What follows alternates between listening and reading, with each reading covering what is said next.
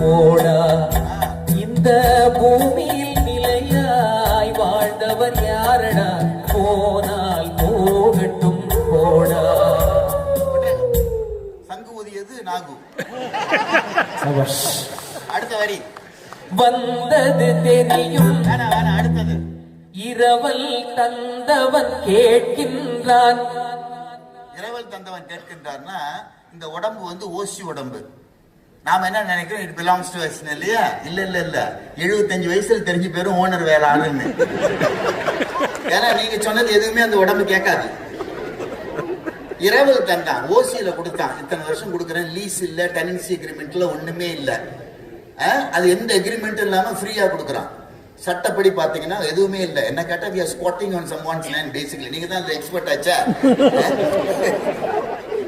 அப்போ உட்கார்ந்துகிட்டு இருக்கிறோம். அப்ப என்ன ஆகுது, இரவல் தந்தவன் கேட்கறான், முடிஞ்சு போச்சு, குடு திருப்பியா கிட்ட. இரவல் தந்தவன் கேட்கின்றான், அதை இல்லை என்றால் அவன் விடுவானா?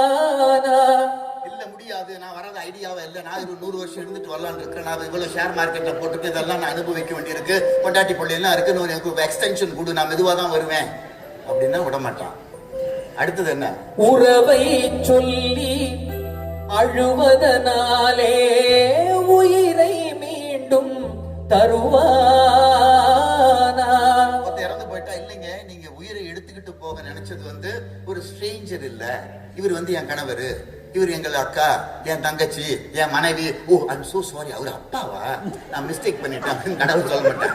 நீ எவனா இருந்தா எனக்கு என்ன. உறவை சொல்லி அழுவதனால், உறவை சொல்லி அழுவதனாலே உயிரை மீண்டும் தருவானா? சரி நீ கத்தி அழுவுற, ஓன்னு கத்துற, கூக்குரல் இட்டு கத்துற, கூக்குரலாலே கிடைக்காது, கத்துனா திருப்பி கொடுக்க மாட்டானா?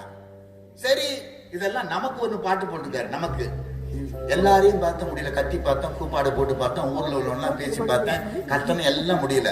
ஒரு கேஸ போட்டு கடவுள் மேல, அவரு தான் வந்து டிஃபெண்டன்ட், நாம பிளேன்டிஃப் போட்டு, இந்த மாதிரி இத்தனை வருஷம் என் கூட இருந்த என்னுடைய கணவனோ மனைவியோ இந்த உறவெல்லாம் இருந்தவர் வந்து சொல்லாம கொல்லாம நோட்டீஸ் கொடுக்காம கடவுள் வந்து ஆளை கலாப்பிட்டான், அவனை எனக்கு திருப்பி கொடு, அதுக்கு இவ்வளவு compensation, general damages, specific damages போட்டு அடிச்சு ஒரு பெட்டிஷனை போட்டு கோர்ட்ல தாக்கல் பண்ணா, இது கோர்ட்டுக்கு போனால் ஜெயிக்காது,